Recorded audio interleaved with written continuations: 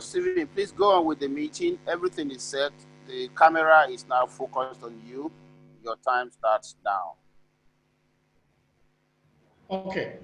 So welcome to the Elevation Church Enterprise Development webinar series. We'll be talking today on building a crisis resilient business model. Given the situation of things now, as regards the pandemic, many businesses have been really affected. If you didn't have a very strong business model planned for this period, many businesses will eventually go down.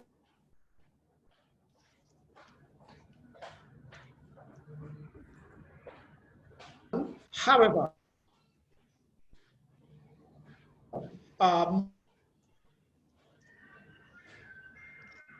matter how resilient your business would have been or whatever plan that was like Lagos will have a total lockdown, would have said no, they should maybe go back, see a new prophet, go pray more, do something, about it. Yeah, but it happened, and it's our new normal, as one of the linguas now, that Nigeria, Africa, the world can never be the same again after this COVID-19 pandemic. Yeah. So today we have two very strong people who will be talking to us around this subject on building a crisis resilient business model. We have Mr. Mike Ose, and also we have Mr. Ilara, who also will be talking to us shortly. They will come up and begin to speak to us. For all our attendees, we truly appreciate you for joining in. If you have questions during the course of their talk, you could just come to the chat room and type down your questions. At the end of each of the sessions, we'll be able to take all of those questions. First to speak will be Mr. Mike Ose. He'll be speaking for about 30 minutes to us, and we'll call up on Mr. Olawale Ayilara to also speak to us for another 15 minutes. That will take questions in total. But before we go into those discussions, we would like to have a poll, just to get a sense of all our attendees, to know the industry, the various industries that they are coming from, and also so that we'll be speaking directly and using your businesses as case study. Then I'll do a short intro on Mr. Mike, and we'll receive him immediately. Olupule, please, can you come up with a poll, please? Okay, yes, the poll is up. Please, can we confirm that we can see it? Yes, the poll is up now. So please, everyone, just please let's get answering just basic question, just two questions to gain your sense of your industry, where you're coming from, as well as the number of employees you have in your organization. So 20 people have answered, 23, 27. So if we get up to 40, we'll stop.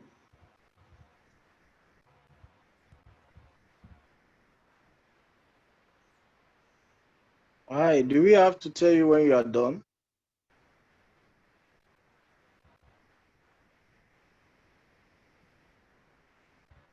No, 36.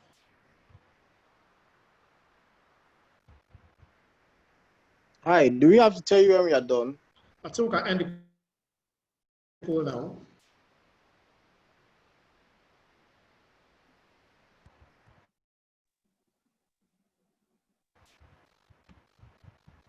Bro Stephen, can we just go ahead so that we can capture as many as possible?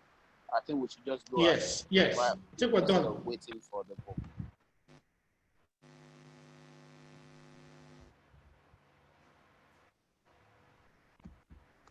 Okay.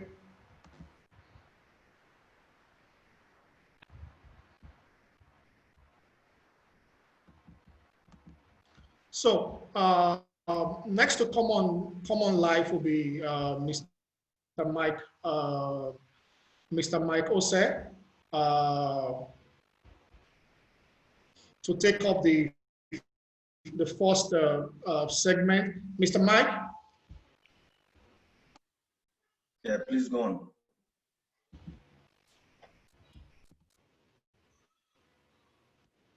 Hello, Stephen. Mr. Mike, are you there? Yes, I'm here. Yeah. Please, can you share your screen?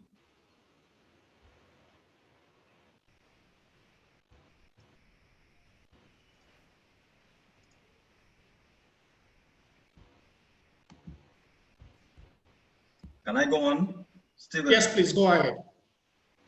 Okay. All right. Good afternoon, everyone. My name is Mike, Mike Ose. I'm here to speak with you today about building a crisis resilient model. I sit on the boards of some SMEs. I coach CEOs and their teams. And I'm very passionate about businesses, small businesses for that matter, career professionals. You know, I'm also an energy person, so the natural gas industry you know, personal development and the kingdom of God. That's why we are doing this in collaboration with TechEd. So thank you, TechEd, for having me here. And Mr. Ailara, you know, who's here with me to facilitate this session. And thank you, Steve, and the rest of the TechEd team, Wale and the rest of the crew. We live in a very interesting world. And there are very many prognoses of how this turns out. But none of them imagine that we would necessarily return to normal. And so, like the moderator was saying, we're eventually going to emerge out of this with something that they started calling the new normal. Yeah. And you're already noticing it if you work in any sector, in any sphere, either you own businesses or you work for large organizations, or you are an employee, or you work in the informal sector, you're already noticing that. And so one of the big things that you notice is, for instance, it's no longer about the workspace where you do work. It's no longer the workplace where you work. It's now about the workspace, because people are working from home, people are working on the go, and people are doing all kinds of things. And so today we're going to talk about just a few things, you know, as we commence this discussion with you. I'm going to talk about crisis and how it impacts businesses. And in this case, COVID is before us, and therefore we'll talk about that just a little bit.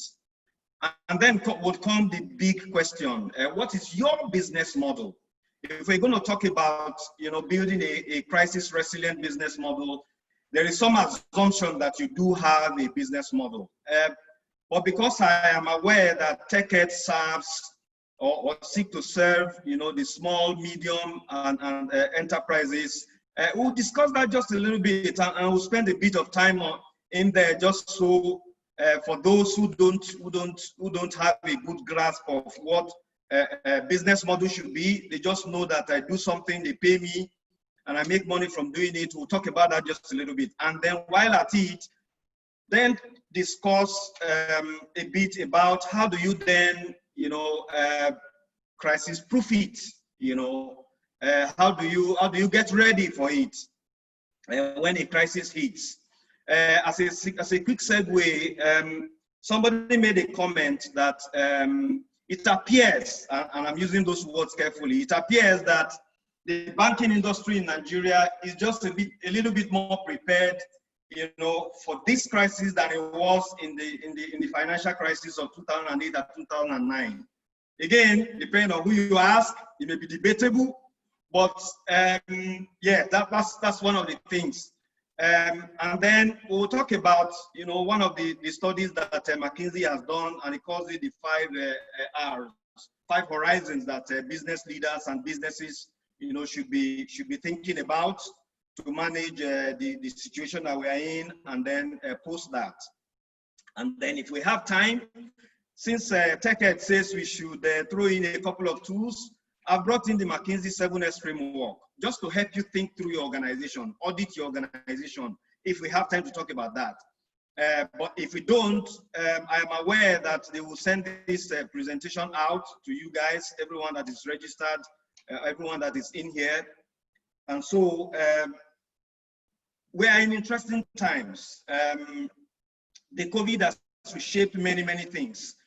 In addition to the fact that some of the assumptions people have held so dearly, the crisis that we are in has shattered all of that. I know many organizations that struggled with this flexible work. They even have a funky name back then. It was flex work. Struggled with, their employees working from home, or people, doing things online. There are many people that struggled with it, but I think that's our reality now. That's our reality now, and essentially, somebody made the comment that, the disruption that we said was coming in the 2020s is upon us. We are still in 2020 itself, and the disruption that we're envisaging would happen in the next 10 years already happening, before us today. And so I'm here to speak with entrepreneurs, to speak with small businesses, and by implication, if you work for those businesses. Because if you live in Nigeria, depending on where you are, which part of Nigeria that you are in, or there may be people that are outside of Nigeria that are logged into this. Quite frankly, there are more entrepreneurs in Nigeria than we give credit for. You can then say some of them are, most of them are in the informal sector, but Nigeria is essentially a country of entrepreneurs. And, and we arguably, as a proportion of our population, we have a lot more people involved in economic activities and generating, returns from those than a lot of other countries. And I've just read a report recently that Bill and Melinda Gates Foundation did, and said there are 42% of those are women, of those entrepreneurs are women. And so a large part of our population are entrepreneurs, and it's a good thing that TechEd and many other organizations are involved, in ensuring that, we can equip them and get them ready. Because truth be told, small businesses are the worst hit in crisis situations like this. There are very large organizations that have sophisticated systems, planning systems, scenario planning, and all kinds of things to manage crises like this. Whereas, and they have smart people on their payroll to be able to think through some of these things. But you're going to find that many small businesses, what we are talking about today, essentially caught them napping. And so, as we talk about crisis and its impact, you would recognize that, as I was saying, small businesses are often the hardest hit in situations like this, because, they don't have the laxity and the latitude to operate, because of budget constraints, staff constraints, and all kinds of constraints. But sooner or later, it is the business model, that they undertake that is prevalent in their businesses, whether they know it or not, whether they consciously set out, to think through and implement those business model or not, is what keeps them, what will help them succeed and survive and thrive after this period. And I'm sure you already know what I have on the screen. Netflix is one of the most biggest beneficiaries of this, because there are a lot more people staying at home and people are watching. Zoom, where we are in, the CEO just entered the billionaires list, because in a crisis, there are winners and there are losers. And I'm sure depending on the extraction that you are, you may know about House Party as one of the organizations that is benefiting from this. But quite frankly, CEO, there are many governments that are also cash-strapped because of this.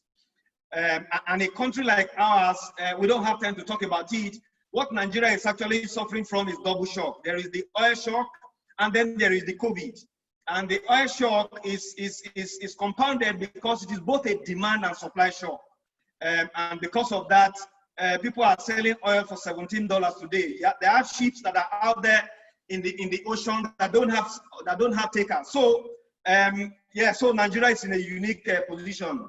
Airlines and hotel chains are going under. Stock markets are taking a hit. And so this crisis, this COVID crisis, has affected small businesses, the hardest. And what I have on the screen is just a few of the things, few of the ways in which, it's been that they've been affected. There is low demand, or for some of them, no demand at all. The customers that they thought they had, some of them they thought they were captive customers, some of them have disappeared overnight. Or because consumer spending has drastically reduced, that has affected them. For some of them, there is complete disruption of their operation, or they have had to scale back, what they do as organizations. And for many of them, the COVID has unhinged their supply chain. What they thought is a well thought through, well thought out, supply chain system for their organizations has been disrupted and unhinged. People traditionally, because of the demand and many things that have happened over the years, essentially most organizations have moved onto the just-in-time way of managing their supply chain, which essentially means you don't have to store anything, and all the inventory costs and the holding cost that goes with warehousing and all of that. When you need it, you can line up, the supply chain such that, when you need to restock, the stock arrives when you need it. And they are starting to find that with China shutdown, in the past, and many other, organizations in their supply chain that have shut down, that is not helping their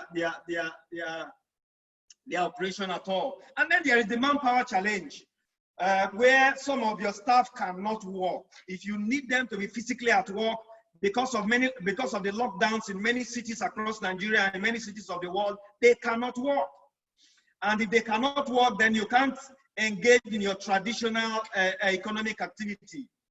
And then there is the big issue of how do you service debt? For those of you that have loans, there are not that many banks that are asking you to, hold off, don't pay your loans, or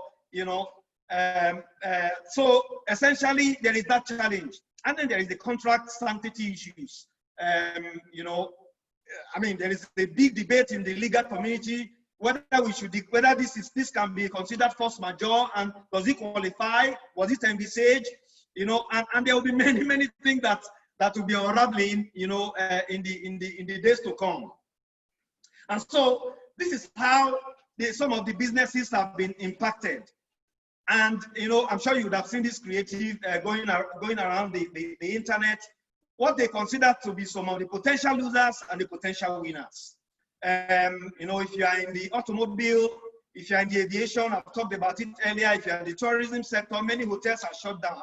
I'm sure you heard a few weeks ago when a co-hotel shut down its activities, and many other hotels have been either shut down themselves or have been shut down by government, or in cities where, there is total lockdown, then you don't even have, customers.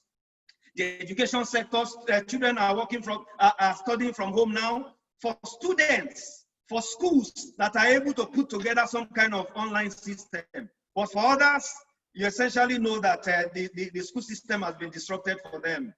I know they didn't put it in here. If you attend any church, for most part, churches are part of the organization. They have asked that they cannot get together more than 10 or 20. The oil and gas has been affected, as I said. But there are potential winners as well.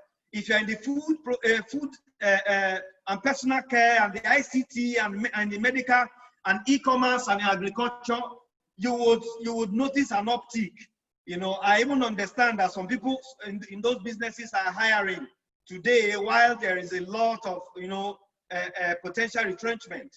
The big question is that how can you position or reposition your business to be among the winners? Because sooner or later, these doors will settle, as you know.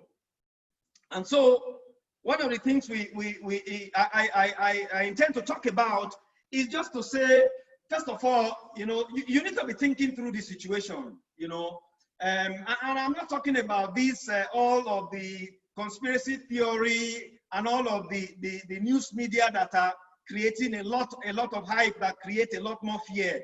As a business owner or as a business and as an SME, you need to be thinking about what does this mean for us? What does this mean for us as an organization? So you seek to understand the pandemic. That is understanding the situation. How is it affecting you? How is it affecting the macroeconomic context? How is it affecting your own sector, your business, your staff, and all the things that are associated with you? And then you need to start thinking about, you know, what's the prognosis? How long is this going to last? What is going to stay? What is going to be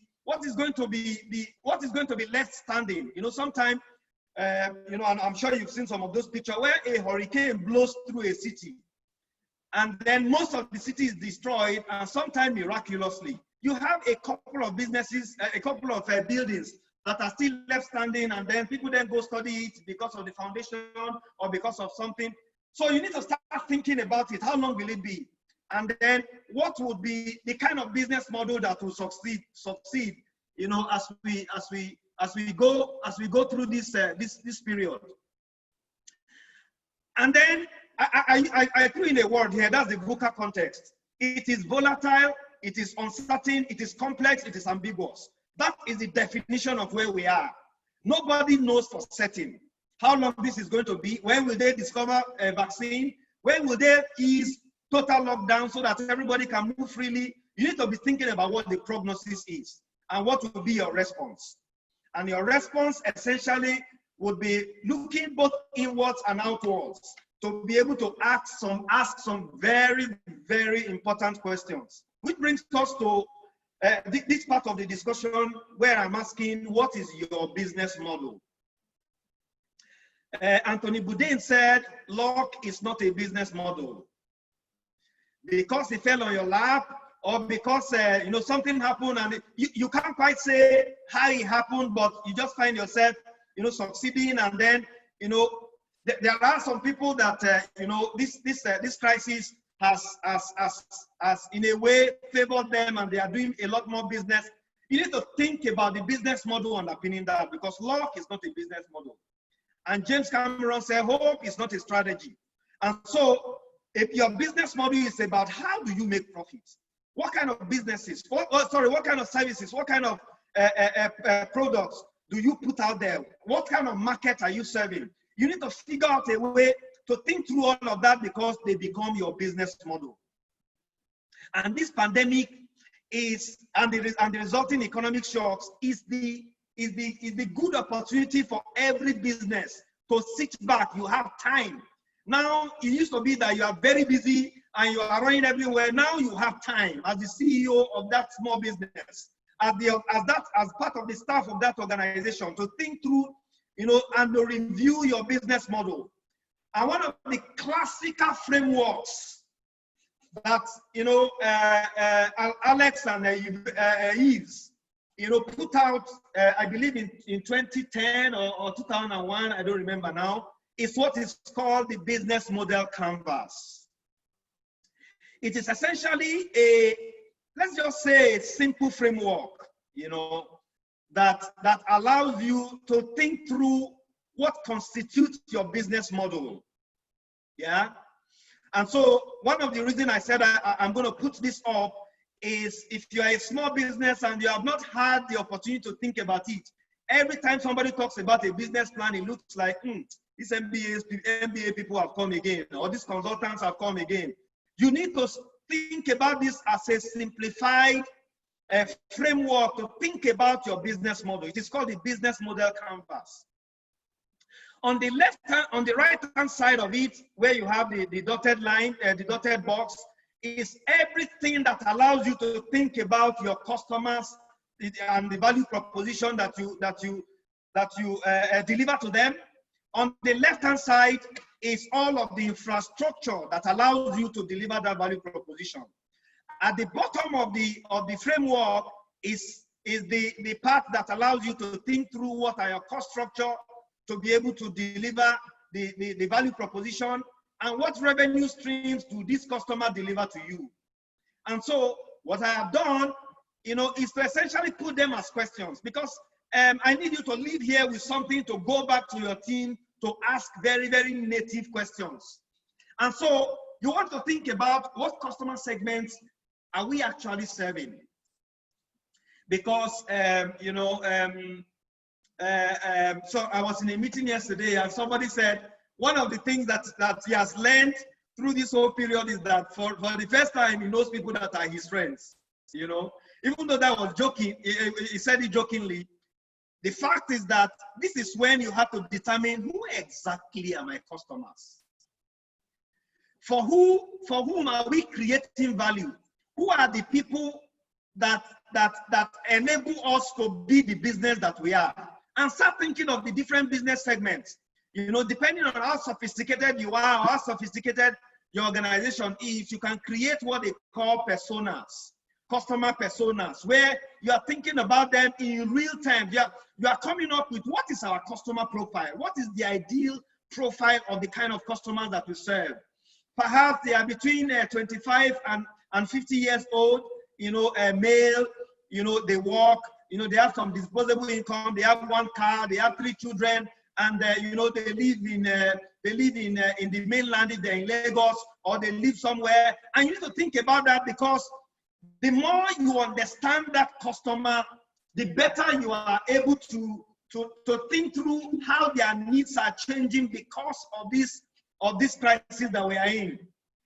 Because all of a sudden, that the kind of customers that you have, some of the people have reduced their expenses on luxury items.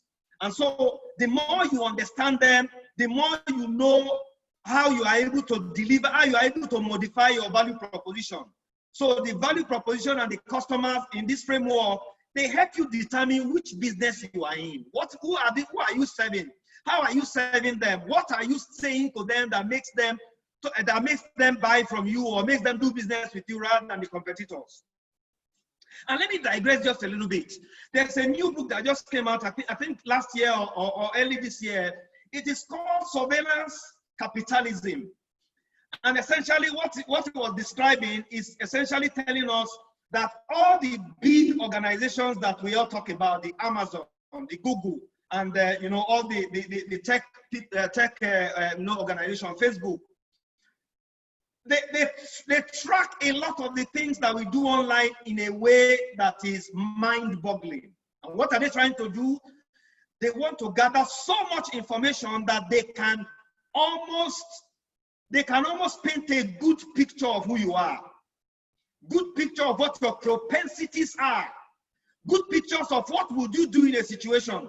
And I'm sure you remember the analytical company up in the northeast of the US, Boston area, I think, that they said analyzed voters and eventually they used that intelligence to get a victory for Donald Trump. And so all of that is about understanding what are these people, what will they do in this season? Are they the kind of people that all of a sudden your product is not one of the top priorities in their books? Who are they? So when you have thought about the customer segments and their personas, the value propositions, what kind of value proposition have you delivered to them up until now, and what should they be? What would be of interest to them?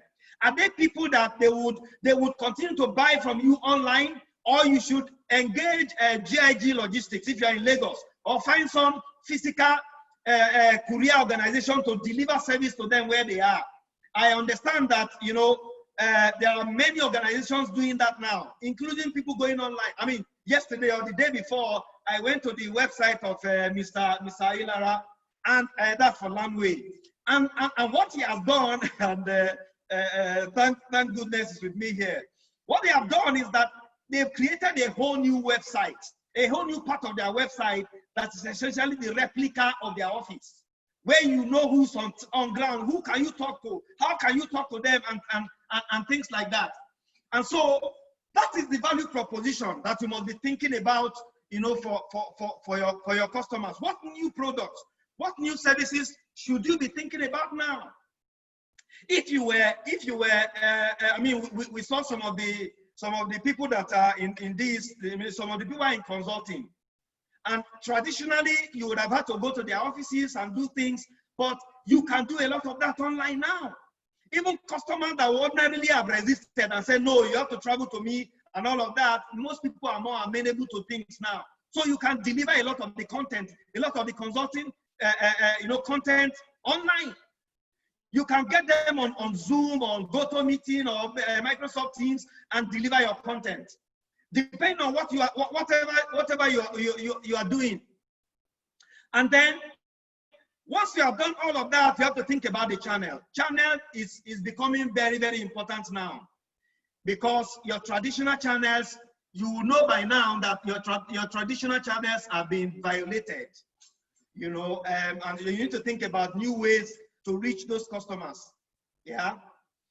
And as I said, some of them will remain traditional. There are food companies that will deliver to your homes now. There are grocery malls, grocery companies that will deliver to your homes that traditionally you would have to get out there. And so once you are thinking about all of that, that's part of your business model. On the left-hand side, you would have all the key activities that help you to deliver your value proposition. And below that will be all your resources, your staff, the kind of infrastructure, your IT infrastructure, which has become more important now. Your IT infrastructure, your human resource infrastructure, and then your partners, people that can do what you can't do, people that are doing what you should not do. This is the time, this is not the time to have that lone CEO genius that can do things all by themselves. This is when to find partnerships. This is when to find people that are better placed to do what you are supposed to be, what you cannot do on your own. And then as you think about all of that, it is time to think about your cost structure. See, this is when to think about the fact that you have a good opportunity to cut waste now. To think about who should really be on your payroll. What should you be spending money for or spending money on? So this is when to think about your cost structure, and then the revenue streams. Are there new revenue streams that you can open up? Like I said before, for some of them, delivering things online will be a new revenue stream that they've not seen before. You know, and the example I can give, for instance, is that, you know, there are real estate organizations that are using virtual reality and doing, video tours now, you know, that ordinarily you'd have had to go with them and then do all kinds of things. There are churches now that are doing things online. Most of the things they would have done in a physical settings, they are doing them online, you know, and then still able to attract people that will support them. So think about your new revenue streams that you can bring to the table. I talked about this earlier, but I'll leave that because I really wanted to spend some time on that business model aspect of it. And so as we come to this, and I'll just run through this, McKinsey came up with 5 horizons that people should think through as they go through this. And one of them is you should be thinking about the immediate things that you can do, you know, about your workforce. How are you keeping them protected if you need them to be at work? How are you concerned about their health, their mental health, and all kinds of things, and your partners? How are you thinking about your technologies? This is not when, you know, to pinch penny on being able to get very robust technologies to do what you have to do. And you need to think about resiliency issues, you know, and think about how do you return when all of this is over, because the dust will settle, trust me. The world has been through even worse pandemic than this. When it's all over, how would you get back? What kind of things would you do differently? So that's part of the return that he talked about. And by now, the time that you have to stay at home and to have plenty time to think through is when you start reimagining. What new add-on businesses can you do? I heard recently that the Eco Hotel example I gave you earlier, that they have started providing laundry services to the public. Because of course you will know that being a 5-star hotel, they would have very, very sophisticated laundry systems, you know, that allow them to service and provide that kind of high quality service. They are offering that to the public now. What can you do? How can you reimagine your business to do something differently? Yeah. If you are in the media and entertainment space, what can you deliver online? How can you deliver it online? I remember seeing something where cinemas, you know, have started, I mean, abroad now in the West, have started creating, situations where they have big screens out on outdoor, where people can stay where they are or stay in their cars and still be able to enjoy cinemas because you can't get them in now. And then start thinking about what sort of reform will come, because government will react. The context will change. The context may be very different, yeah, from what it was when before COVID. And so you must be thinking about that. In other words, in addition to thinking about your business model, in addition to thinking about how are you doing things, what should you be changing, you know, as an organization, what kind of skills, new skills should you be getting your staff, you know, to acquire in this period. You must also be thinking about what's happening out there. How will the world change? How would government, you know, respond to some of these things that are happening? I'm sure you already get the sense that because of this COVID, they have classed some organizations as essential services. Are there things that you can do in that space so that if this happens again, it will be one of the essential services that is allowed to operate? And that brings us to the 7S framework that I need you to think about. I really put this up to just ask yourself questions, you know, and ask your organization questions across these seven areas that, again, McKinsey has the day today. Again, McKinsey came up with this very, very long time ago. It's about thinking about your structure, thinking about your internal systems, thinking about your style of leadership. What are your kind of staff? What are the skills that you require? What is your strategy? What is the shared value? And thinking about the interlinkages and interconnectedness of all of this, because if you do it properly, they help you detect weaknesses. They help you validate your core competence. They help you confirm how are you set up? What is the setup of this organization? And is it mutually reinforcing? And it will reveal gaps and assure that if a crisis comes, you will be more than ready. And I have thrown in a lot of questions to help you, you know, go through that, because, you know, I'll be rounding up now since I have a half hour. But on the structure, it's essentially, how is your company organized? What kind of department? Do you need some departments now? What kind of teams? Should you reconstitute them? Should you reconstitute your teams? And what kind of systems and procedures and processes and technologies do you have in place? Are they adequate? Are they adequate to do what you need them to do at this time? What is your style of leadership? If you are the person that says, well, I don't quite care, you know, let them come and do their job, well, I'm sure it should be plain to you now that you should call up your staff and be concerned about how are they doing? What is their mental state? And then you should be thinking about your staff. You should be putting them in different buckets now, you know, and the kinds of things that you should, what kind of competencies do you have? Who of them is trainable? Who of them can you give more skills than they currently have so that they become multi-talented, multi-skilled? Yeah. And what is the strategy of your organization? I've talked about that in the business model. And what are your shared values? Ladies and gentlemen, if you ask some of these questions, the outcome of asking the question would help you to provide insight into how to crisis-proof your business model. Yeah?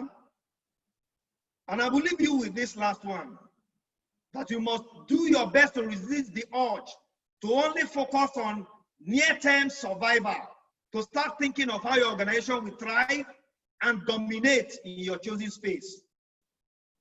Thank you very much. I'll take questions or yield the floor to the moderator. Thank you very much. I appreciate it. Thank you so much, Mr. Mike. Possible, I'll say we'll just give you a round of applause. Yeah, but from my own end, I'm clapping for you. Yeah, thank you so much. We'll leave all the questions till after the next presentation, so that we'll take all the questions all at once. Yeah, Mr. Olawale Ayilara will take the next session. So for everyone, if you have questions, go to the Q&A session.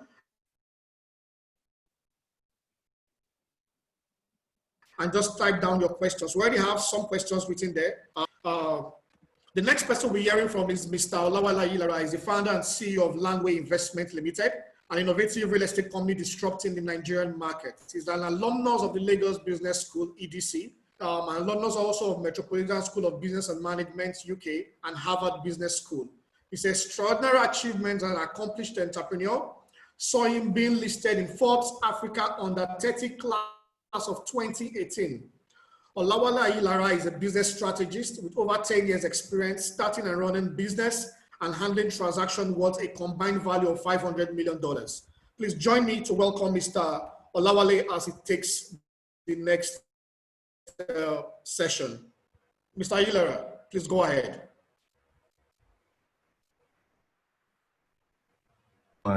All right.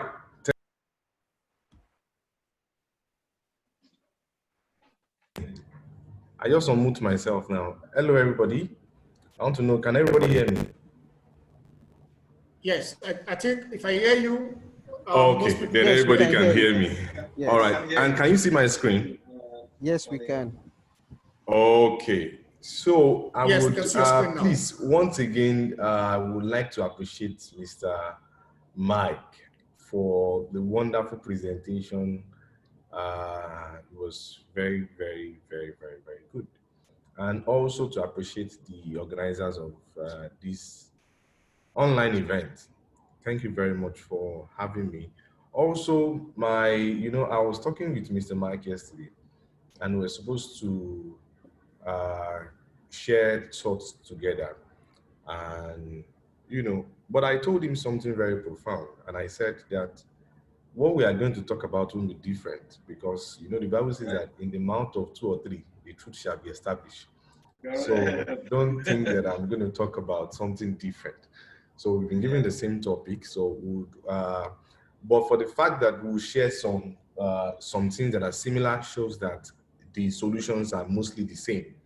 So a lot of entrepreneurs are worried during this time, but trust me, I'm one of those that is not worried at all. I've never been worried. Land we started during recession, and we operate based on huge data. And my data shows that currently right now, we are making money than what we've been making before. And the thing is quite simple. When this whole crisis started, I learned a principle at a very young age, and that principle is understanding how to maximize crisis.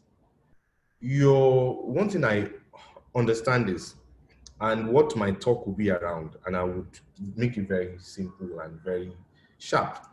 I'll talk as a business owner. I'm running a real estate company, and I'm not going to talk based on my industry alone. I've been on several online meetings, the travel industry, oil and gas. I've been on several during the course of this world timeout. I call it world timeout. That's what I call it. So I'll talk as a business owner, and I will also share how we are coping, how we are personally coping, and how we are navigating through. And also I will share what I think and what is working for me that I believe, and I'm sure that can also work for any other person or any other business. So, excuse me. So, number one, we need to define what crisis is. For me, there are about 4 to 5 important words here. Is number one, it requires strategy. Number 2, it requires you to find a way to adapt. Either adaptation is a choice. And number 3, timely response. Timely response. And number 4 is to preserve. And what are you preserving, really? Your values or your revenue? Value and revenue is 2 different things. A business can be very transactional, but have a very low score when it comes to value. Also, I've picked the 5 important words here, and I will talk around these 5 words. And becoming crisis resilient is a journey and not a destination. So if I'm going to talk based on the slide that I have, which I believe that everybody will still have the slide, it will slow me down. I'm not used to talking with slides. So my peer has prepared this based on the few thoughts that I've shared with her. So pardon me not to talk with slides. I don't flow well with slides. So that is, so, but I will share the slides, and there are certain points that I'm going to make that I've been able to identify from my slides. So number 1 is that crisis is constant. One thing I've been able to understand is that crisis is constant. Change is constant. Change is constant. And when a business is being designed, change has to be put into consideration. Change will always happen, either by you or by an external force. Either you are deciding that you want to be, because there are some that you can't control, and there are some that is within your control. Some that is within your control might be a change that will happen within your industry. It is within your control because you should have become the person disrupting rather than becoming the person being disrupted. So also, the change that you can't control is this one that is happening now, like this COVID-19 now. You can't control it. As a matter of fact, I have shared with people that why worry your head? Why go into coma? Why have high blood pressure over what you cannot control? You're not the one that will develop the vaccine. You're not the one that will give them money for research. Why disturb your head? What it is happening now, it is happening now. And the most important thing is to discover how to navigate through. Now, once you understand that change is constant, it will happen. It's happening now. It does not mean that it won't happen again. It will still happen again. It might come in a different form. Government can come up with a policy that will affect your business. It will come. Change will always come. Now, when change comes, you can choose. Now, when change comes, one thing is important. You have to navigate through. Of course, you can't stop your business because of change. You can't stop your business because of that. Your bills won't stop. As a matter of fact, bills is not stopping now. We are spending more than before. You're consuming more with food, with diesel, with everything. You're consuming more than before. So your expenses is not on pause. So and your expenses is being fueled by your economic value, by what you bring to the table economically. Now, once you know that change is constant and you cannot control it, the only thing is to navigate through. Now, 3 things happen when you're navigating, and you must choose before navigating. Either you want to navigate to survive, or you want to navigate to grow, or you want to navigate to balance. I'll repeat it again. Change is constant. It is happening. Now, your response to change, which is a strategy, can be a strategy of how, because strategy, you must control your perspective when you're coming up with a strategy, either to see it as a stumbling block or to see it as a stepping stone, either to make lemonade out of that lemon experience. So change is constant and your mind must be balanced, because that is where you must protect the mind of your organization, the mind of the leadership and the mind of the people within the organization combined will be the total mind of the organization. So you need to control the mind of the organization. You see, when this thing started, and before it started, last year we were supposed to do. Now I feel that, and I'll tell you some of the things that we do. In my company, we have a research department, and there are several things that they are researching, and every month they must come up with a report on this research. Last year, we were supposed to come up with a project on Eco Atlantic, and it's supposed to cost us some amount of money and all, and we're prepared for it. We're solidly prepared for it. And based on the research reports, we feel of 2020, we decided to change, and we released 3 projects so far this year somewhere in Ibadan compared to equality. Some people thought it was a foolish move for us to make. That why are we going to, because what we need to kick off that project, it's the same thing that we've used to start the project in Ibadan. And it looks as if what happened to this big dream. But we made that decision from an informed point of view, and we are extremely, very happy for it now. Because if we had because within my market right now, people are not concerned about luxury again. People are more concerned about need. They are not concerned about what they want. They are concerned about what they need now. And that is how the market is changing.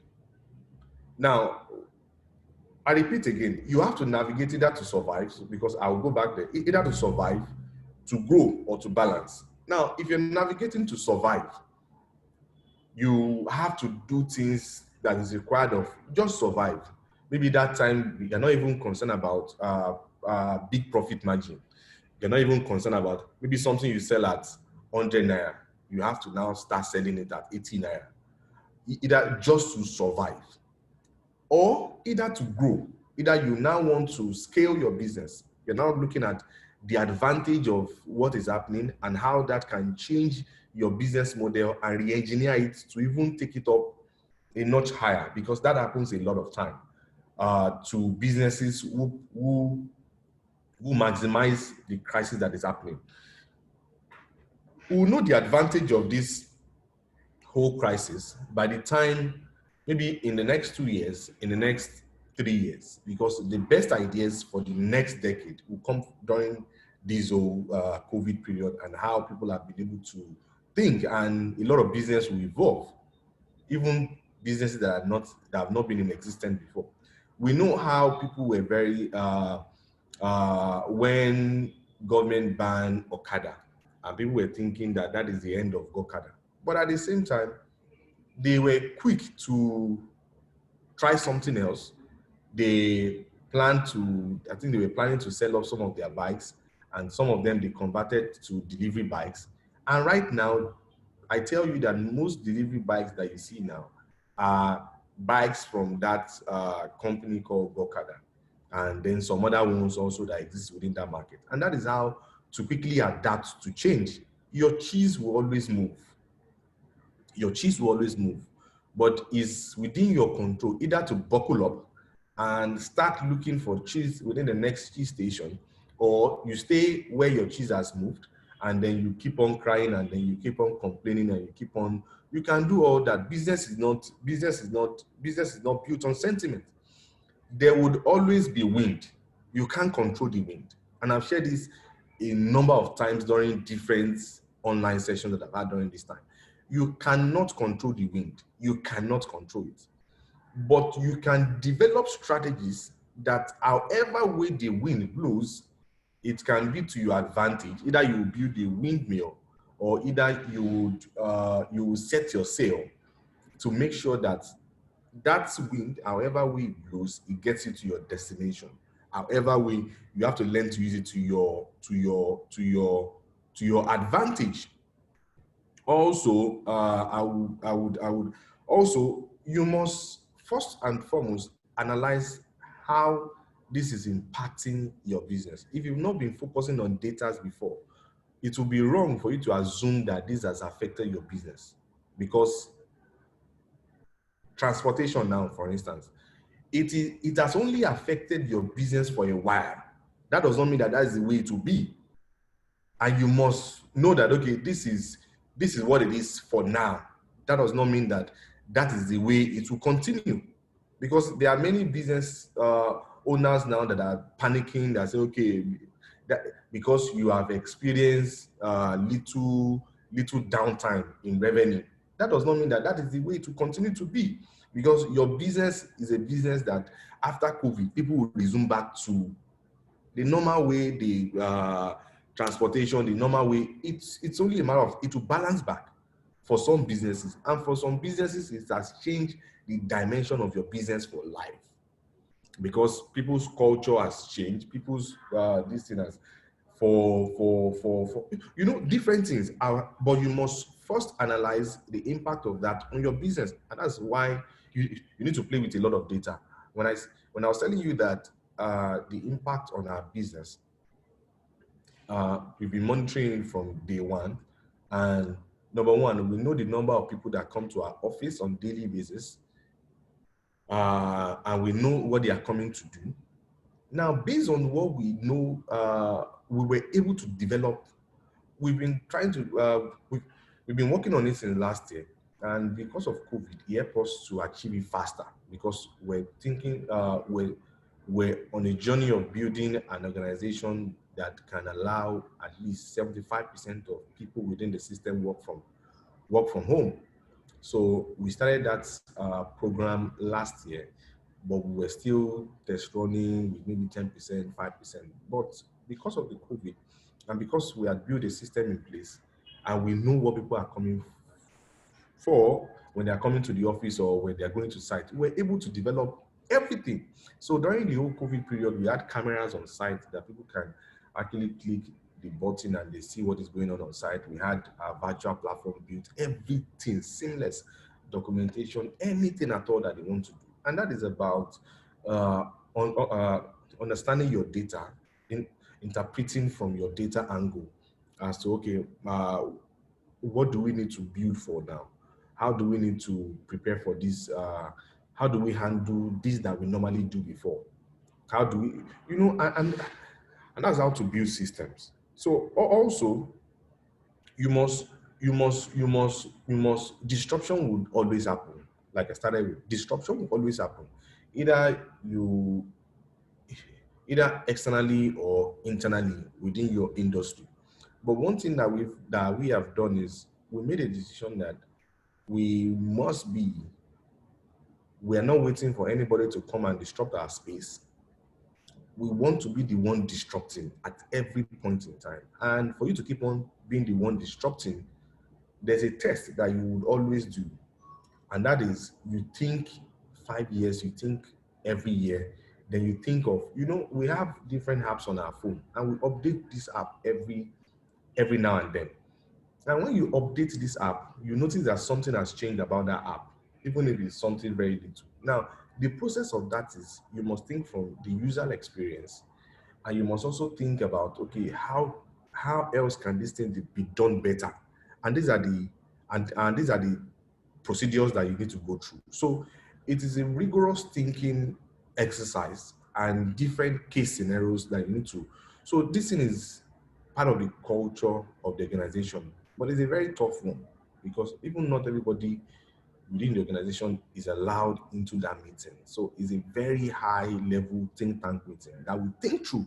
And you might even be having headache at a point in time when we're going through that process. So, but you must have that because when you think about you want to be the one disrupting, you will notice in the course of that thinking and the course of those discussions, you will notice that there are ways that you're supposed to be doing this.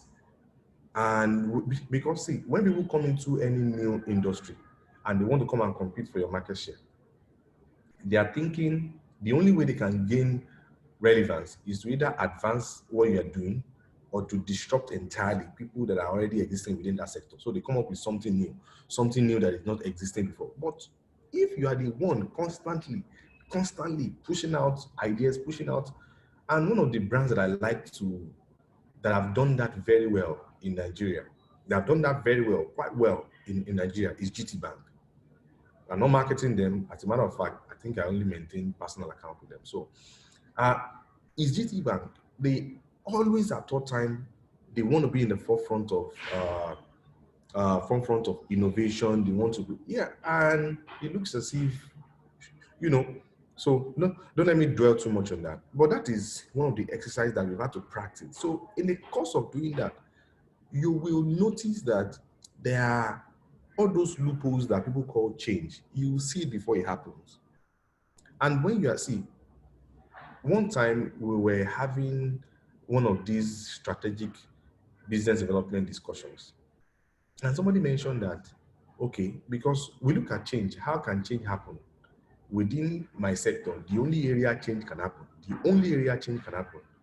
on process, on building types, and on materials.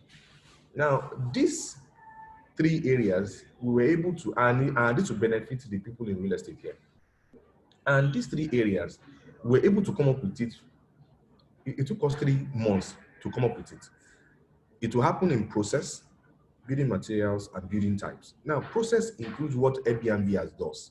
Airbnb has done. It is process of how things are being done. Now, when during the course of that discussion, somebody mentioned that how about China, this thing coming to the. I said, see, if China will come and enhance, because China will come from. They like manufacturing, so they will come from the area of building materials, and that will enhance what you're already doing. So, and you're already thinking, okay, what is the next government policy? This new government, what direction is this person thinking towards? And generally, once you're used to that style, hardly will any change happen that would affect the course of your business, actually. Now, this thing that has happened, this is what I think is the solution. And I'll share it real quick because I don't want to spend over time. Now, for business owners, I will share something with you real quick. And you can have my slide afterwards, and that will also help. See, business is not about sentiment. Business is not built on sentiment. And for people who say this is the only thing that we can do, and this is the only thing that we know how to do, and you are not open to change, you are not open to something like that. You know, we've heard how Coca-Cola started manufacturing hand sanitizers, how a garment factory started manufacturing nose masks and all that. And that is to show you that business is not about sentiment.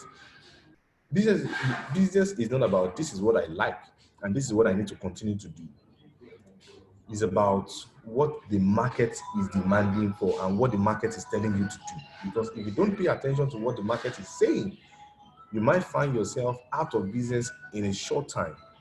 Now, for people who say, okay, but this is what I'm passionate about, and I've shared it many times if you've listened to me before, that trust me, is Dangote passionate about cement? No. Is he passionate about sugar? No. Is he passionate about spaghetti or whatever it is? It's not. Business is about finding opportunities and providing values to match some value chains within those opportunities. So it's not about being rigid and say, okay, this is what we've been doing and this is what we'll continue to do. I was talking with people in the travel industry yesterday, and my discussion with them is, you can't say this is what we've been doing and this is what we'll continue to do. There are several other ways that exist within that value chain, because not everything within the value chain can be affected. It will likely not happen like that. It will likely not happen like that. And you need to now ask yourself that and someone told me yesterday that, they started providing, and it was a very brilliant one. He said the moment the whole thing started and then nobody can move again, nobody can travel again, they started doing chartered flights for residents who want to move, who don't want to wait for the government to move them out and all that. People who have gone for medical, people who want to come back. So they started doing chartered flights, and then they will pair 4 people together, 5 people together. So they came together, collaborate, and that is brilliant. But the most important thing is this is not it. See, when anything happens and the first thing you want to think of is to start operating in a very negative way. Like, I'm not saying that you should not be proactive, but if you want to focus too much on the negative, you will miss the action that is happening within the positive areas. See, money has not left the planet. I told people that money has not left the planet. There's still money within the planet. People are donating all these billions of naira and then millions of dollars that they're donating. They are going to spend it. They are not going to eat it. They are not going to, even if they are going to cop some of it, but they are going to spend it. And as a business person, you need to find how are they going to spend this money, and for you to quickly go for your own share, because that is the principles business is built on. Just look for value within the look for opportunities and provide values around those opportunities within your value chain, in case you don't want to leave your value chain. But who says you have to be rigid? So this thing is upon every one of us. It has happened. It has happened. So your response to it is what determines the outcome at the end of the day. Your response to it, either you want to focus your energy too much on the negative news. The moment these whole things happen, I announced all my staff, we went on virtual operation immediately, and I gave some certain things. I said nobody should send any WhatsApp broadcast, and any group that has all this negative news about this whole COVID, jump out of it. We put the necessary procedures in place and all that for our safety and all, because if you focus too much on the negative, see, it's garbage in, garbage out. So if you focus too much on the negative, you will even affect the kind of ideas that you can come up with, the kind of solutions that you can come up with, because some of your solutions can come from a place of fear, can come from the place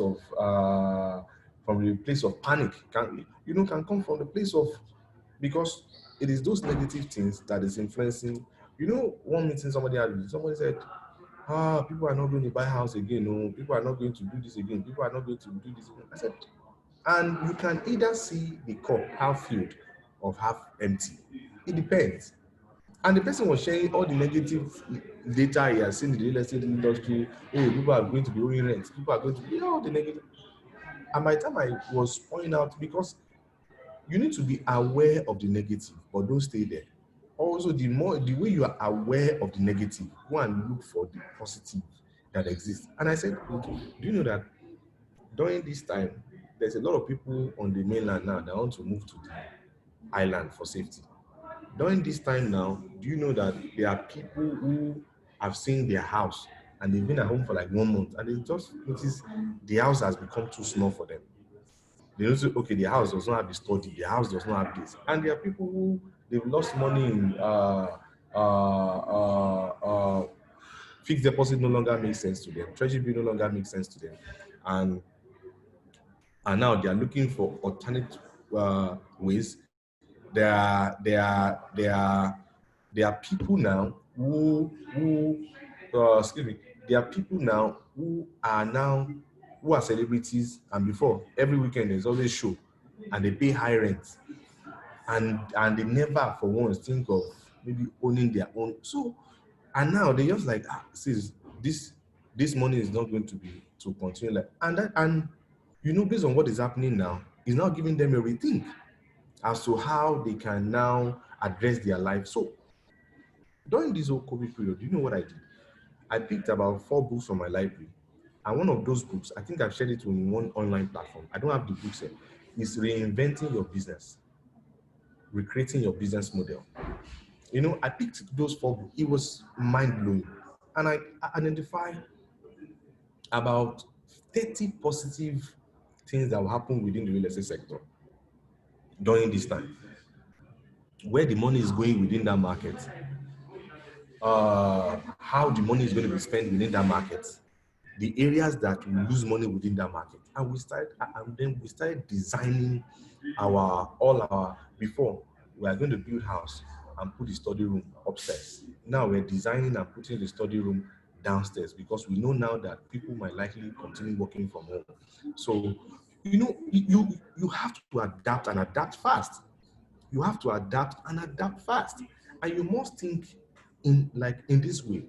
And the people now, this is the time to, and one of the key things that we did during this time was we paid attention closely to, we looked at the people that we have within the company, and then we now started pushing strongly on trainings, online courses and all, because the strength and the skill that's required for this new change is different from what we are used to, or is different from what. So for us to also match up, we also have to equip ourselves, because this is a different kind of war. And we must find a war, we must know the weapon that is required. So we needed to feed our mental capacity so that we can, and trust me, it's been one of the best things that we've done. So this time for all, entrepreneur, focus on both the content and the container. The people who are behind both, either the content or the container. I might not have time to share that principle of the content and the container, but it is paramount that the summary of what I'm saying, you can't control what is happening now. Trust me, you can't control it. The only thing that you have control over is how you respond to it, is your response to it. And for you to respond, you are responding either to survive, either to balance, or either to scale. For us at Landway, we have chosen to scale, and it's happening pretty fast. So we have chosen to scale. Even this is the time we are discussing big deals. This is the time we are opening old deals that they were supposed to have done. So we're choosing to respond in a different way, and then we are analyzing what are the key things that we need to move from this now. Because see, this is it now. You can either go like this or choose to go like this, but we don't want to go like this. Can you see my hand? Can anybody see my hand? Yeah. Now, Mr. Ilara. Yes. Mr. Ilara. Yeah, Yes. I think, yeah, I hear you. I hear you now. What I want to do is we have some questions for you already in the Q&A session. Okay. Yeah, so I want us to just take the questions so that as you answer the questions whilst you are still speaking. Okay. Did you hear me, Okay. sir? Okay. Yeah. Just so that we can manage time properly. Yeah. Yeah. So I think I'm even done. So my summary is just you can either choose to be going like this. This is to yeah, there's this a is to particular question balance. to Mr. Mike. Since you have This the is to floor. balance, and this yeah, and this is to grow. So your choice. All right. So I'm done. Okay. Okay. Thank you so much. A round of applause for Mr. Lawala Ilara. He's done a fantastic job. Very Behind good. the scenes, Very asking good. how long is your session, and they say, no, we're enjoying you. We should just allow you go on. Thank you so much, sir. Yeah, I will start with a question for you from Noski A to Landway. He said, how do you manage communication with your staff struggling with poor internet connection from their homes at this time when they need to continue business with video calls and connecting to your remote cameras on site?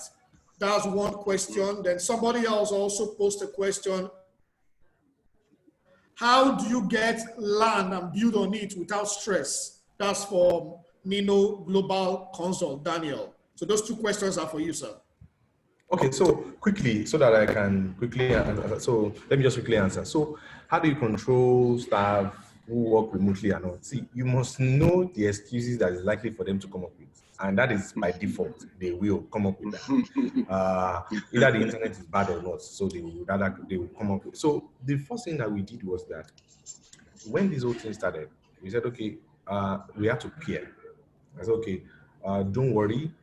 And then we gave them some incentives. Okay, we are going to provide food, electricity, and internet, and anything that you need for you. So we can house, like you guys are in your house. But how many people can join your house? Because there are people who already within the company stay in a flat, and then they have maybe other people staying with them. So, okay, can this person join you? So, but department by department, so key people. So we provided electricity for them. We provided internet for this. Because I asked them, what is the best internet in your area? They mentioned. So we provided that one, and we give them a backup option. so there's no, and we supply the data for you, and then we still, so they will likely, like especially if they are not being, so for our key people, that won't happen, because if you are working closely with me, you cannot even come up with that as an excuse. You cannot face me and tell me that your internet is bad. No, that cannot be an excuse. So you must know that the people within the lower cadre find a way to identify the excuses that they're likely to come up with. Like even one said, they used to have vigilante they used to do vigilante in their area, and it was part of it. So you do vigilante and then sleep. I said, okay, do you want to resume as a full-time vigilante, or you want to keep your which one? So you likely know, the kind of this thing they will come up, but try as much as possible to also just give them, don't allow them work in a way that make their work project Okay. based. So make their work project Okay. based. This is the key thing that you need to achieve. However way you need to achieve it, the result is what I'm after. So either you do it in the night or when you have internet, this is what you need to do, and then you have to do it. So that one is that. So the second question is, okay, how do we buy without stress? And see, our acquisition pattern is very, very strong. It's very, very strong. Trust me.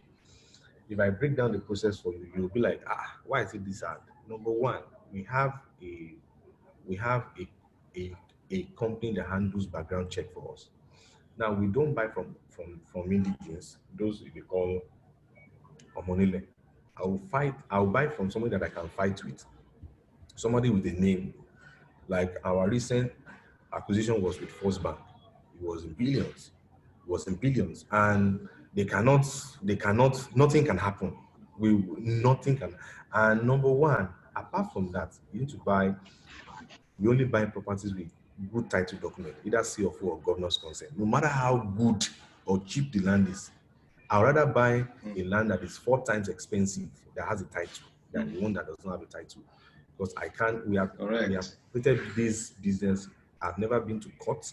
The business I've never been to court. I've never been to EFCC office. I've never been to police station. I've never been. So, and that is because we operate on this principle. So we have background check, even to clients buying from us.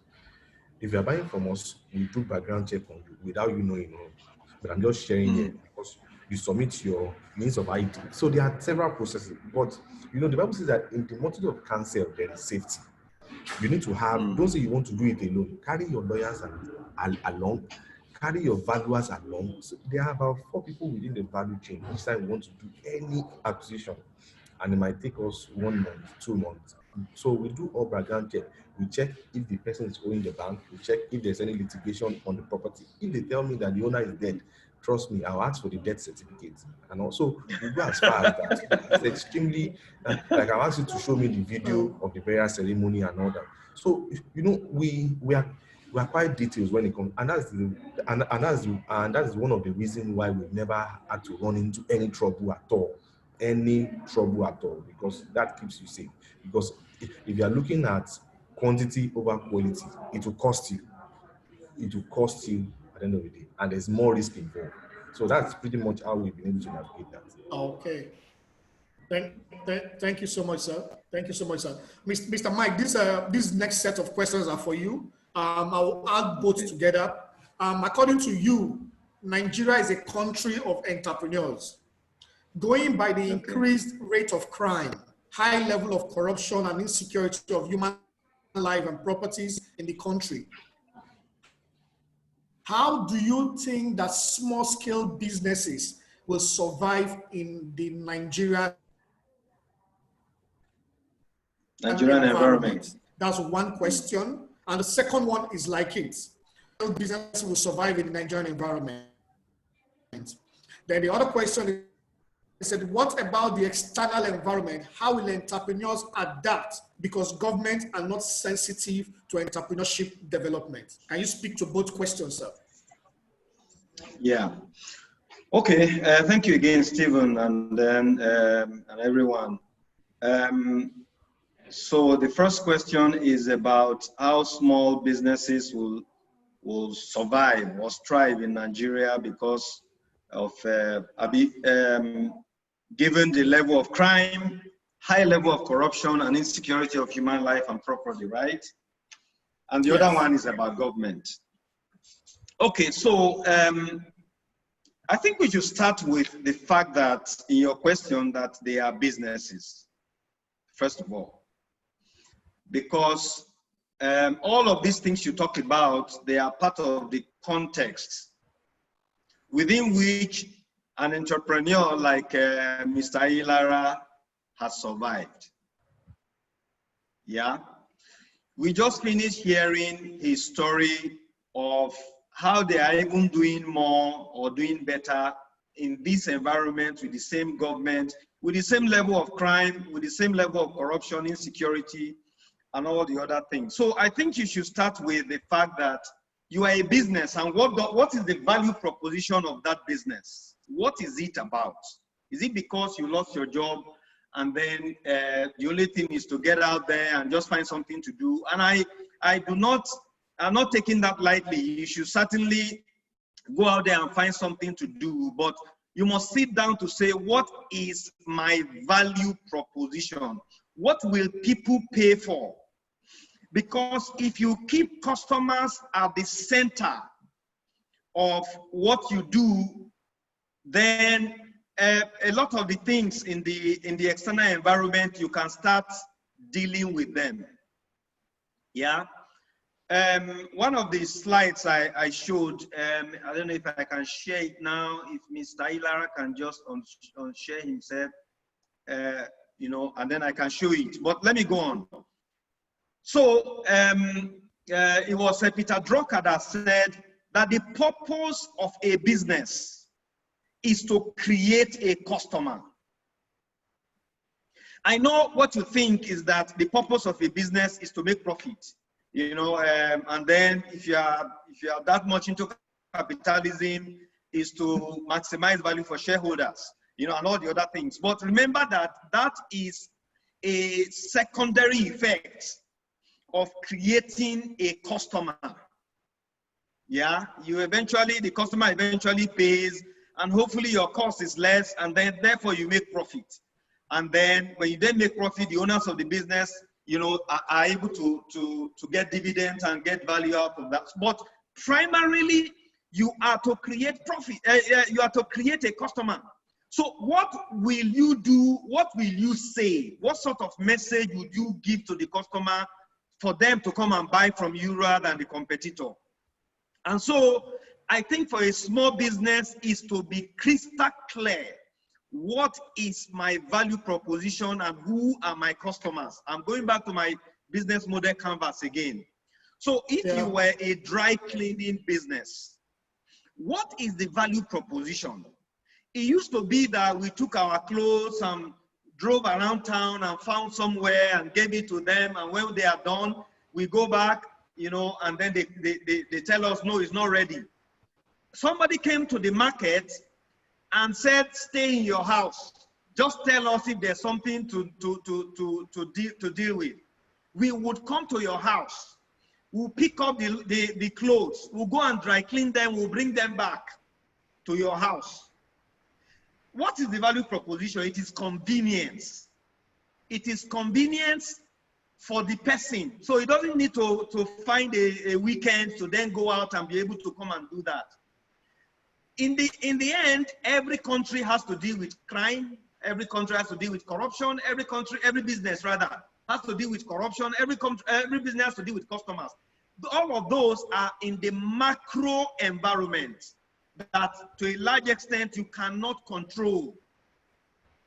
But what you can control is that you can control the value that you can make very clear to your customer. This is what I give you, and this is what you can pay for, and you do it better than anybody else, and therefore they can come to you.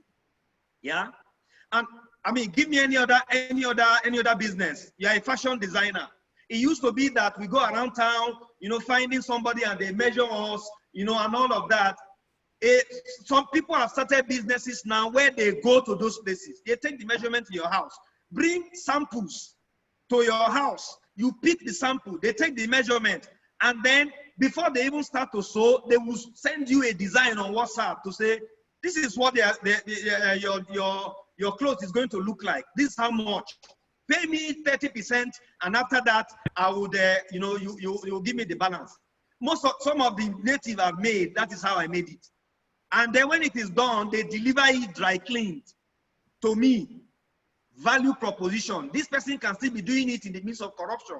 Can still be doing that, and I will be paying him in the midst of government not caring. In the midst of, so you need to think through. I know that government does its best to help, you know, small businesses, and if we have time, there are many schemes that government has in place, and you can key into them. But I'm saying fundamentally, don't build a business on subsidy.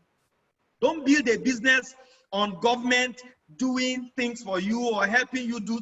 A business that is built on subsidy is, first of all, not viable on its own. Yeah, and let me stop there. If you give me a little more time, I can say more. But think of their value. Remember the business model canvas. Let me just add this question to you, sir. Yeah. Sorry. Yeah. Someone just added. They say, how can your company be resilient post COVID-19 if it was already struggling financially before the COVID-19 pandemic? Should you just close or branch up to something else? How do you deal with creditors, staff, and all? Okay. Again, the first question is about, and my response was that, first of all, you're a business, so think about the value and think about the customers. Yeah. This second question, again, because Tech Ed emphasized that we leave some tools for small businesses to go and think about their business, let me get back to the model, the business model canvas to answer that question again. First of all, you need to be sure that what happens with the value that you are delivering on the right-hand side of the customers of that model, business model canvas, where you are dealing with the customers, your value proposition, and the channels through which you are doing that. All of that, there is a cost associated with them, because when you then think about the activities and the resources that you need and the partners, there is a cost associated with them. So you need to be sure that the value that you are delivering is paying for all the costs that you are incurring. If you cannot guarantee that, then it is, first of all, not a viable business model. Yeah. Your business model is viable if all of the associated costs that you bear, salaries, advertisement, if you pay rent, all your licenses and permits that you need from government, if all of those costs cannot be covered by the revenue that the customers deliver to you as a result of the value that you deliver to them, then it is, first of all, not a viable business. So let's not blame COVID. Yeah. Okay. Let's not blame COVID. So you need to go back, take a look at that, and there are several ways, there are several things you can do. On the one hand, you can figure out a way to get more revenue. Either you increase your cost, if it is possible, or to find new ways to cross-sell. Cross-sell means that you sell other things to the same customers, so that you open up a new revenue channel. Yeah. And then that's on the one hand. On the other hand, go back and look at your cost. I said, somebody told me that this is when he knows his true friends. This is when you should determine and ask yourself very native questions. All of these costs that you are incurring, do you need them to deliver value? All of the people on your payroll that came from your village and came from your uncles and came from your aunts, does your business really need all of them? All of the partners and the value they deliver, ask the native difficult questions, yeah? So that you can be sure that you really make a profit, because your revenue is better than your cost that you incur in delivering that. Thank you. Okay. Thank you so much, Mr. Mike. Mr. Ilara. Hello, Mr. Ilara. Yeah, these last set of questions are for you. As an entrepreneur, do you think it's the best time now to invest and buy stocks in the midst of the COVID-19? Then the last question, 217 by Busayo. How do you suggest one can raise capital in post-COVID-19 economy for a real estate project? Did you get me, sir? Yes. So the first the first question. Well, now the reason why I'm laughing is that hello, sir. Nobody needs. Yeah, can you hear me? Yeah, Mr. Ilara, did you hear me? Yes, I can hear Yes, you. go ahead. I had your two questions. So, Okay. The answer to the first question is, well, nobody can advise you better as to is this the right time for you to buy stocks and all that. Only stockbrokers can answer that question more intelligently. So, but I would say that, well, I've never bought any stock before, so I don't even know because I only do what I can control. So I can only because all those things I believe that some guys can just decide somewhere in Wall Street that they want to give some people high blood pressure. So they regulate the thing like volume. So it's pretty much not, I don't understand it so much like that because I can only do things that are within my control. And that is the kind of investor I will say something on that, but that I am. finish. So, yeah, so, but nobody can tell you the right time to buy stocks or this is the right stocks to buy. Number one, do your personal research yourself and also talk to a broker. And I believe they will have better answers. But even the best of the brokers has tried to convince me on some of these things, and I really don't see the need for it. I believe that the times for that has passed. I'd rather buy equity in a small startup than buy this thing. My own personal opinion, anyway. So, but the second question, is this the right time to raise money for a real estate project? Of course, you know your project, you've done your math, you've done your research, you've spoken to all the experts.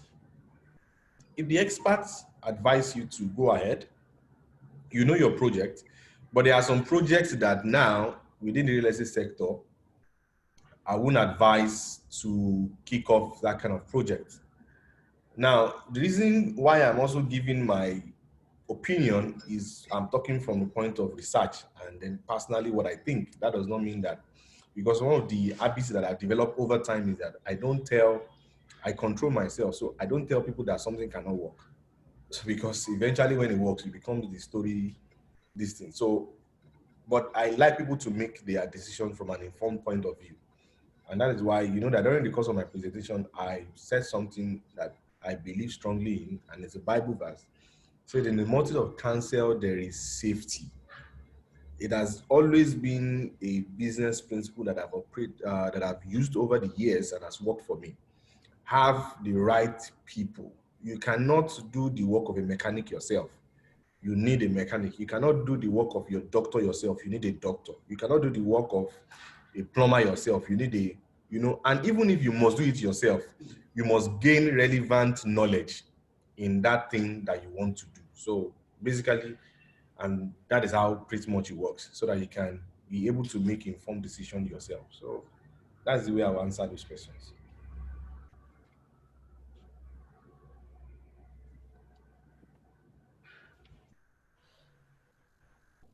Yeah, we need to speak to the second question. So the second question is, how do you raise capital I've answered for that. post-COVID pandemic? How to raise capital? Okay. How to raise? Okay, how to raise, or should a person raise? Well, how to raise? There are experts who know. Yeah, there are experts who know how to raise funds. They are really market experts in that.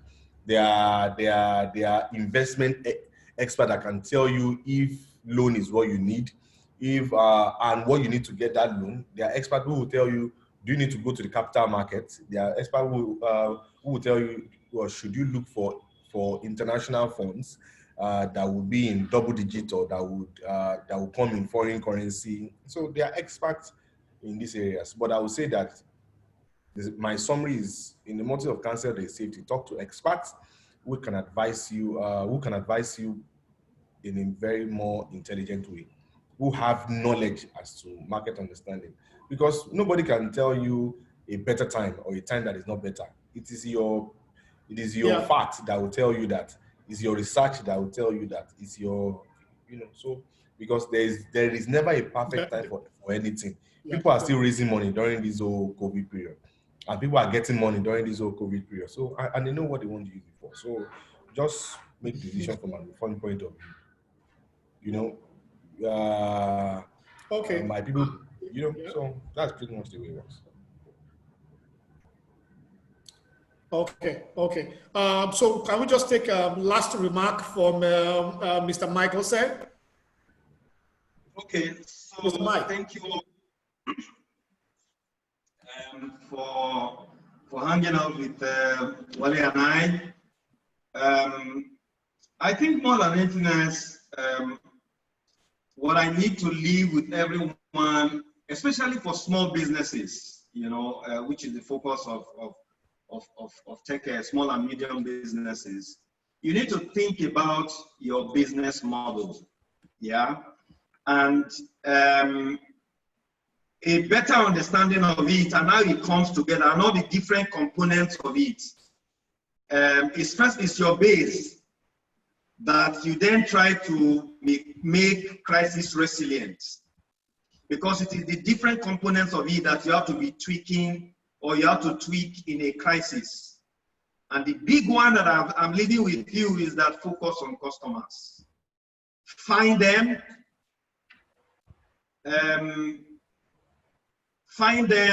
develop them, and keep them. Because the purpose of a business is to create customers. And you do everything you can to do that. And you do that by the value proposition that you deliver to them. Value proposition is that, why would I be the one that you will talk to? Why would I be the one that you will buy from? And then as you do that, think through the infrastructure that helps you to deliver that value proposition. All the human beings you need, the places you need. Now it's obvious to everyone that you don't need as much offices as businesses make us to think.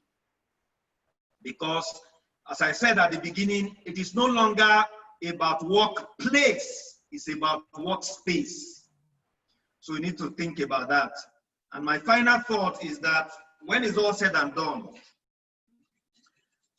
your business has to make money, which is what the bottom part of that model canvas says. You need to think about your cost structure and then your revenue.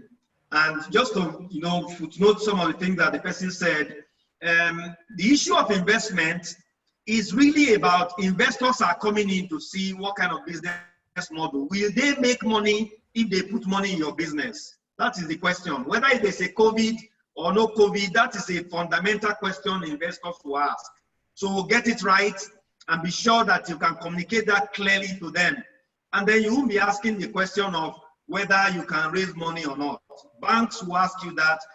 Regular investors, I'm involved in the tech startup ecosystem. So as we are speaking, there are companies that are getting funded, like Mr. Ilara said.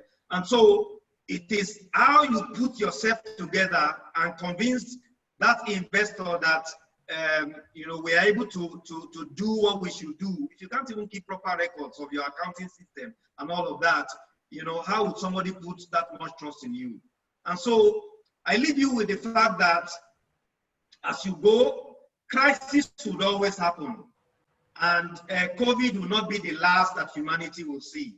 You need to be better prepared for the next crisis than you are in this one. Every aircraft that crashes just makes the airline industry safer, because NTSB and other people would make sure that we took something away from this crash, and the same thing would never happen to another airline, which is why they grounded the Max airline. So ensure that you take enough from this crisis to future-proof you for the next that is coming. Thank you very much, and God bless.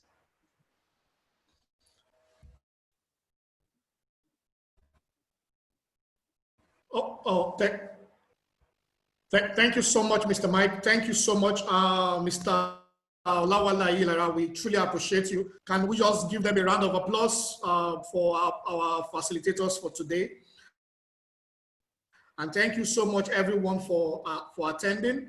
At this juncture, I would like to call up Pastor Tunji Yola, resident pastor of the Elevation Church, to take over from here. Thank you so much to everyone for attending.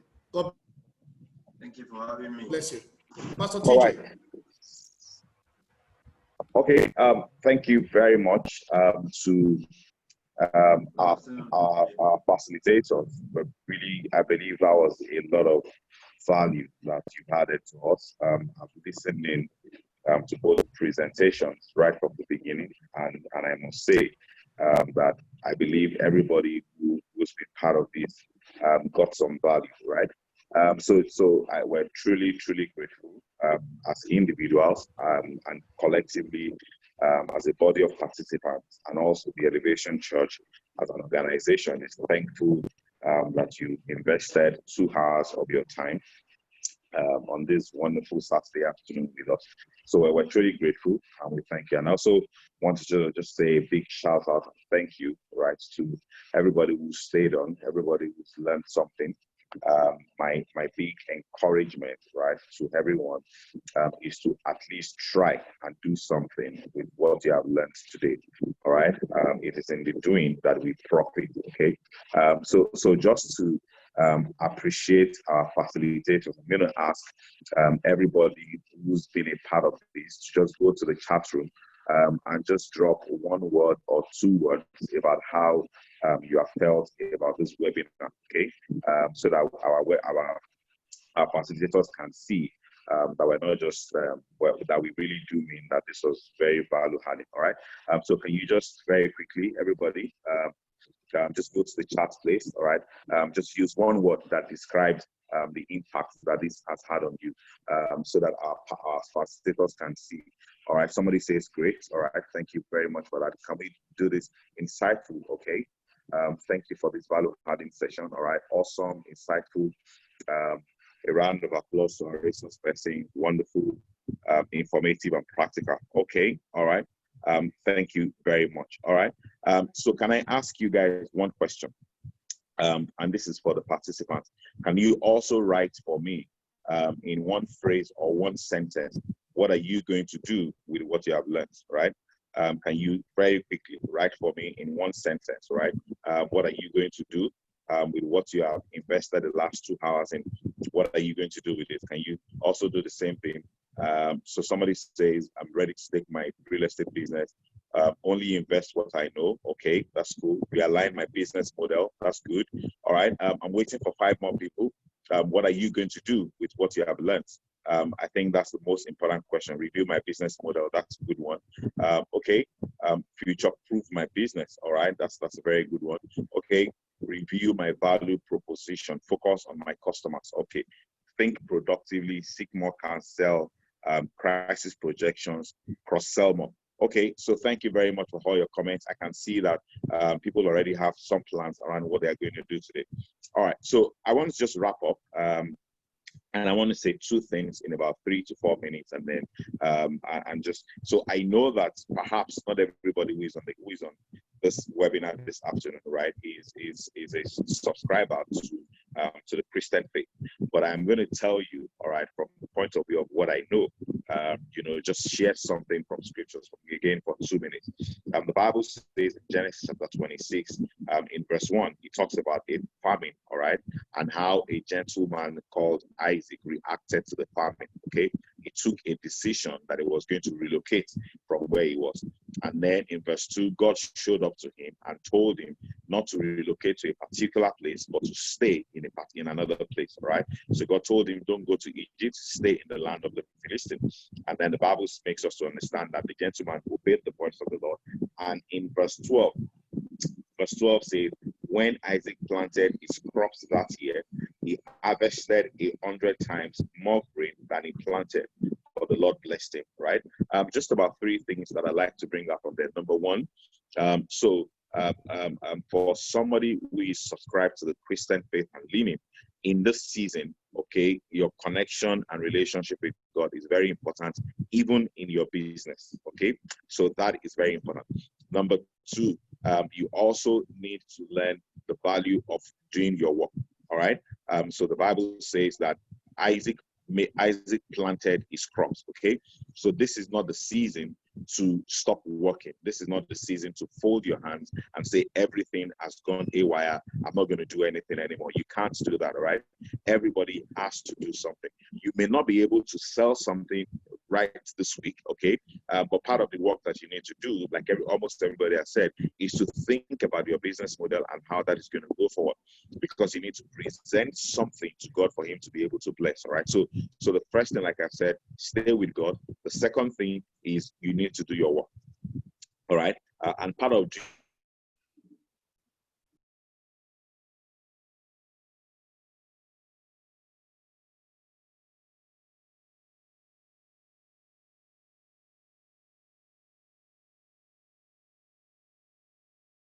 then the third thing is I'd like you to have an expectation of the blessing of God. It is very easy in this season to say that everything has gone haywire. Nobody's buying stuff. Nobody's building houses. Nobody is doing whatever it is, and so I have no expectation now. Maybe I'm just going to get a job. I'm going to shut this business down. Or I'm going to just start asking my relatives, for money to feed my family. You need to have an expectation that in this season, God is not confused. We may be confused right now, right? But God is not confused, and God has an idea of what he's going to do, okay, to be able to help us, to be able to keep us ahead, and for him to be able to help our businesses to grow, all right? So God is not short of resources, okay, for us to be able to reap harvest and rewards in this season. I mean, we've heard of businesses, that this season they're making money, a lot of things are going well for them. And I want you to also trust God that God can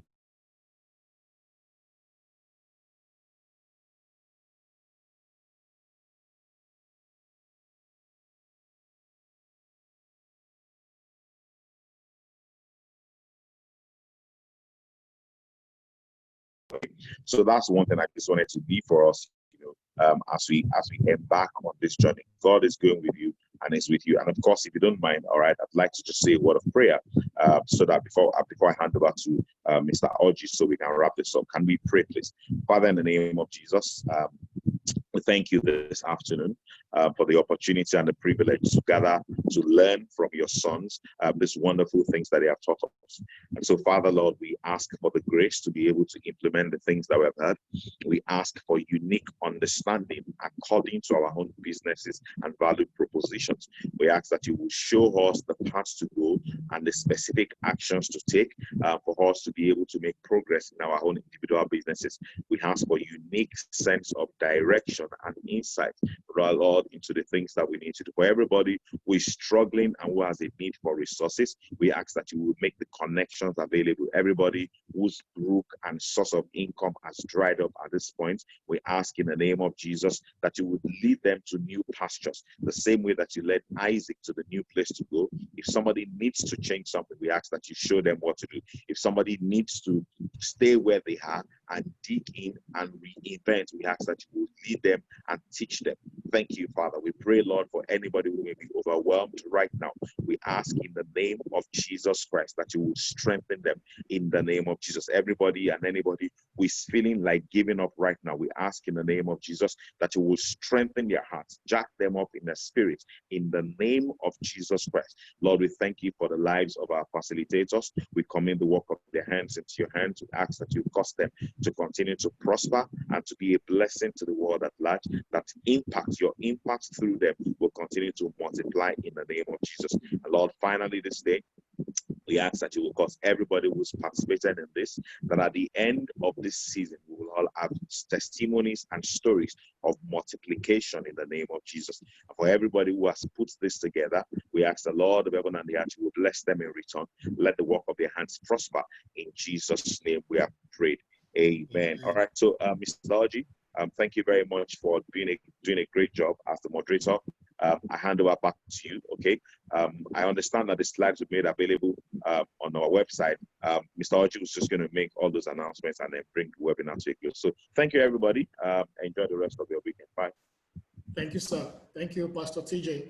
Yeah, just to, as a recap, the slides will be available on the elevationg.org/TCED. For those who have been asking if the slides will be available, the slides will be available. Olakunle, are you there? Rakunda, are you there? Yes, I am. Okay. Is there a way for them to access the video also?